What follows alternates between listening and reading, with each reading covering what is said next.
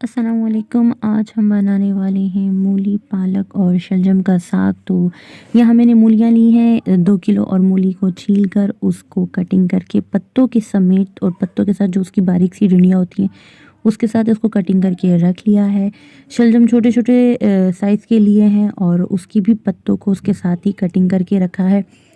और पालक जो थी पालक ली है 1 किलो, उसको भी कटिंग करके रख लिया है। अगर मैं कटिंग दिखाऊँगी वीडियो में तो वीडियो बहुत लंबी हो जाएगी, इसलिए मैंने सबकी कटिंग करके रख लिया है। सबसे पहले क्या करना है, एक पतीला लेना है, उसमें पानी उबालने के लिए रख लेना है, लेकिन पानी बहुत ज़्यादा नहीं लेना है। यहाँ मैंने सिर्फ 3 गिलास पानी यूज़ किया है। अगर आपको थोड़ा बहुत और कम लगे तो आप उसमें आधा या 1 गिलास ऐड कर सकते हैं। दोनों सब्जियों को एक साथ ही हम उबालेंगे और जब ये अच्छे से गल जाएंगी तो इस पानी से हम इसे छान लेंगे और इसे मैश कर लेंगे।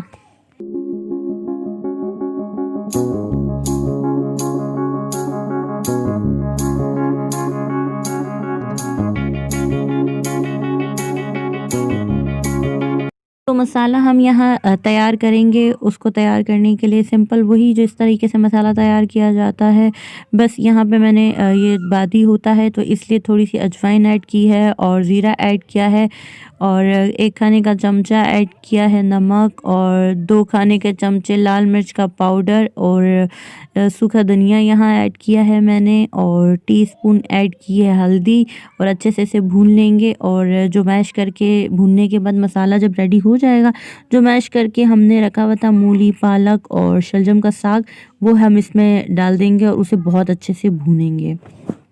हमने साथ के साथ बिल्कुल ऐड नहीं करना क्योंकि पानी इसका अपना ही ये जो उबाला था हमने इसे पानी में, तो पानी इसका अपना ही छूटता है। इसमें पानी ऐड करने की ज़रूरत नहीं है। देखिए तो अब मैंने यहाँ कटी हुई हरी मिर्चें ऐड की हैं और ताकि और चटपटा सा और मज़ेदार सा बन जाए।